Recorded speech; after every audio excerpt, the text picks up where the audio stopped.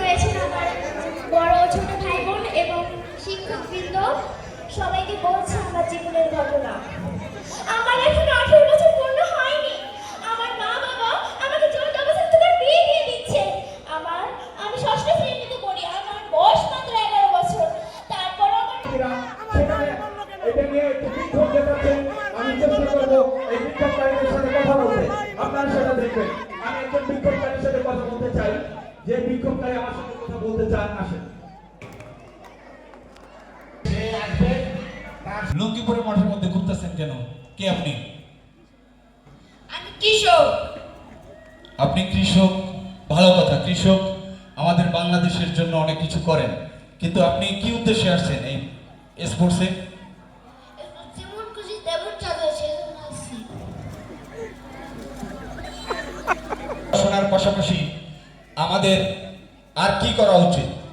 পড়াশোনার পাশাপাশি আমাদের কৃষি কাজও করা উচিত। সবাই তার জন্য একটা জোরে হাততালি। এখন দেখেন, পড়াশোনার পাশাপাশি আপনি কৃষি কাজ, রান্নার কাজ এগুলো যদি জানেন তাহলে আপনার জীবন পরিপূর্ণ। আপনি এখানে যান, এখানে একটু দাঁড়ান, আপনাকে দেখবে, আপনার শ্বাসটা দেখবে।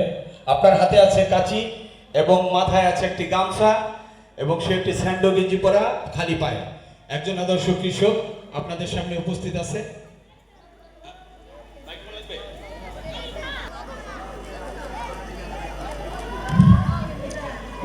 আদর্শ কৃষক, তোমার নাম কি? মোহাম্মদ ওমর ফারুক। বর্তমানে আমাদের যে কৃষক, তার উপাধি হলো আদর্শ কৃষক।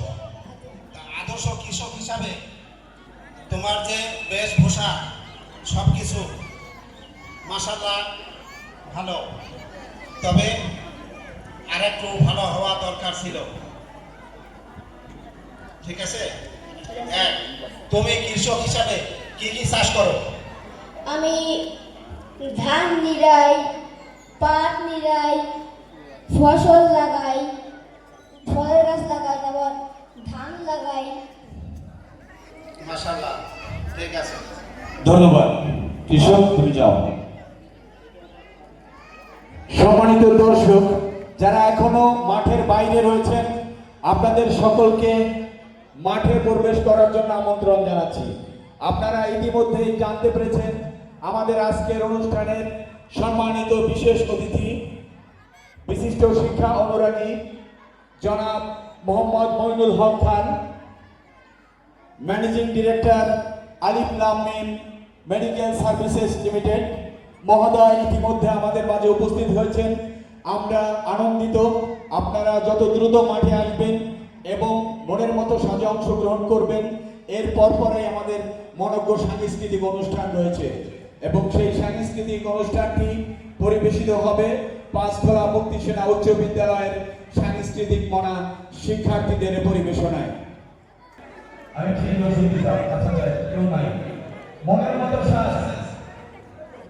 দেখতে পাচ্ছি মাঠের বাম কোণা থেকে মনের মতো সাজো। আমি একটি অনুমান করতে পেরেছি তিনি হয়তো 1971 সালে ফিরে যাবেন এবং তখনকার কথা বলবেন। আপনার নাম কি? আমার নাম জুবাইদা ইসলাম। সম্মানিত বিচারক জুবাইদা ইসলাম, কত দশম শ্রেণী। নাম?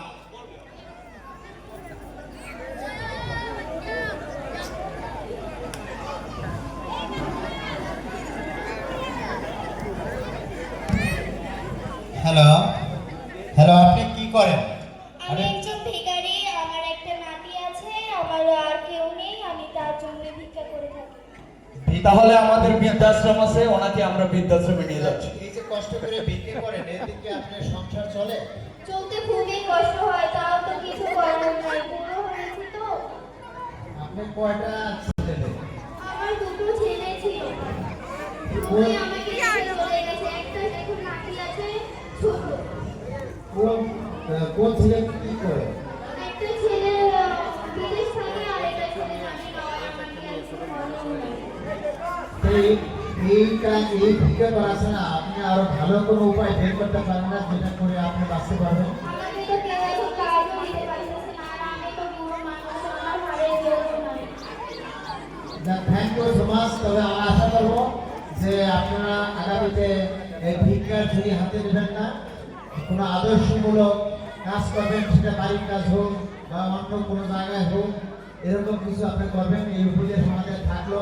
আমরা কেউ কোনো ভিক্ষার ঝুড়ি হাতে নেব না, এই প্রত্যাশা আমরা রাখছি। আমরা সকলকে এই দিকে মনোযোগী হওয়ার জন্য ধন্যবাদ জ্ঞাপন করছি। আসসালামু আলাইকুম। আপনারা আমাকে বৃদ্ধাশ্রমে থাকার সুযোগ করে দিন। ইনশাআল্লাহ। ইনশাআল্লাহ এরকম বৃদ্ধ মা যদি কারো থেকে থাকে বা আত্মীয় স্বজন চোখে পড়ে আমাদের বৃদ্ধাশ্রমে তাদেরকে দিবেন, আমরা বাবা মার জন্য তাদেরকে লালন করবো। ধন্যবাদ, আপনি যান। এরপরে যিনি আসছেন তাকে আমি খুব ভালোভাবে চিনি। সে হচ্ছে আমাদের অত্র অঞ্চলের ভালো একজন নৃত্যশিল্পী। আপনি কথা বলেন, আমাদের একজন গুরু।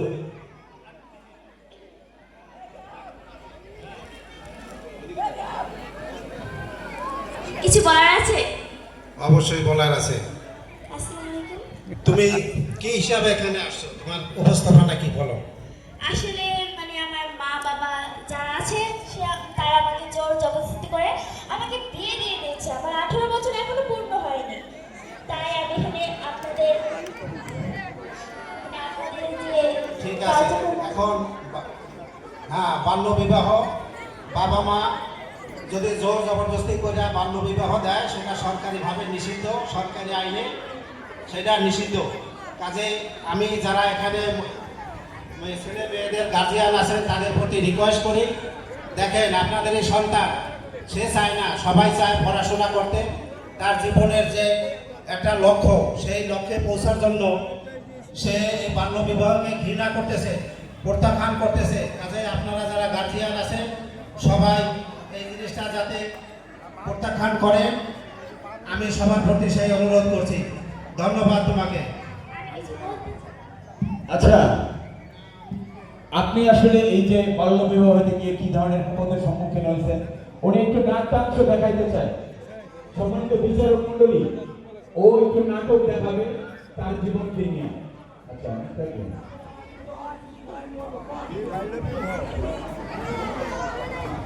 এখানে যারা উপস্থিত রয়েছেন আমার বড় ও ছোট ভাই বোন এবং শিক্ষকবৃন্দ সবাইকে রয়েছেন আমার বড় ও ছোট ভাই বোন এবং শিক্ষকবৃন্দ সবাইকে বলছে আমার জীবনের ঘটনা। আমার এখন 18 বছর পূর্ণ হয়নি। আমার মা বাবা আমাকে জোর জবরদস্তি করে বিয়ে দিয়ে দিচ্ছে। আমি ষষ্ঠ শ্রেণীতে পড়ি, আমার বয়স মাত্র 11 বছর। তারপরও আমার মা বাবা আমাকে বিয়ে দিয়ে দিচ্ছে। আমার কত যে স্বপ্ন, সেই স্বপ্ন কে পূরণ করবে? আমি চাই বড় হয়ে শিক্ষক, অফিসার, ডক্টর, র্যাব বিভিন্ন কিছু হতে। আমি চাই মা বাবার হাত ধরতে। আমি চাই বড় হয়ে তাদের মতো বড় বড় চেহারে বসে সবাই আমি মনোযোগ দিয়ে বাংলাদেশকে মানে এগিয়ে নিয়ে চলতে। আমার সেই মা বাবা আমাকে বিয়ে দিয়ে দিচ্ছে। আমি চাই না এই বিয়ে, আমি চাই না। আপনারা আমাকে বাঁচান, আপনাদের সহায়তাই চাই আমি। অসংখ্য ধন্যবাদ তোমার অভিনয়ের জন্য। তুমি যাও। এরপরে কে? উপলব্ধি করা এরপরে শ্বাস কেউ থাকলে রেডি থাকবেন, মনের মতো শ্বাস কেউ থাকলে রেডি থাকবেন। ইতিমধ্যে আমাদের অনুষ্ঠানের বিশেষ অতিথি জনাব মইনুল হক খান আমাদের মাঝে উপস্থিত হয়েছে। আর মনের মতো সাজ অনুষ্ঠানের পরপরেই মনোজ্ঞ সাংস্কৃতিক অনুষ্ঠান, সেই অনুষ্ঠানটি আপনারা উপভোগ করবেন। এবং আমাদের এই স্কুলের মুক্তিসোনা স্কুলের প্রাক্তন শিক্ষক আমি কয়েকজনকে দেখতে পাচ্ছি শারেক খানের সাথে দাঁড়ানো। আমরা চাই যে সাংস্কৃতিক অনুষ্ঠান চলার সময় আপনারা এই এলাকার মাঠের নিরাপত্তা বিধান করবেন। এটা আপনাদের ছোট ভাই। ডায়লগ আমি করব।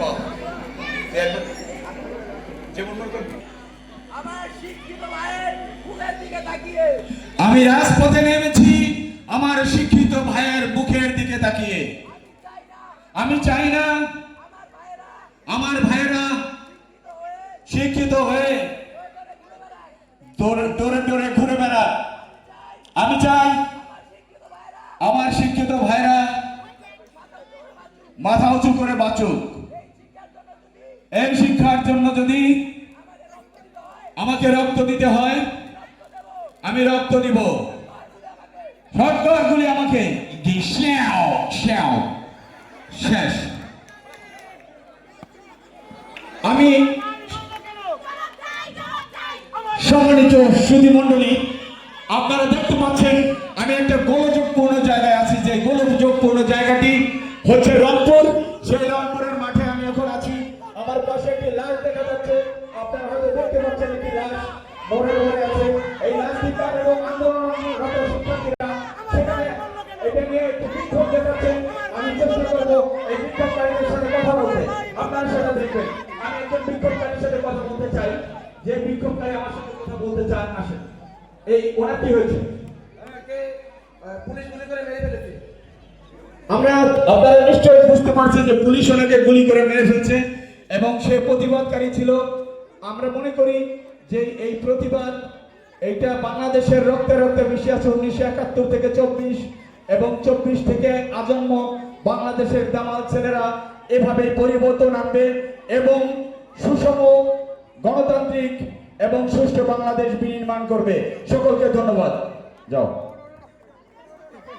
মনের মতো সাজ কে আসো, তাড়াতাড়ি আসো।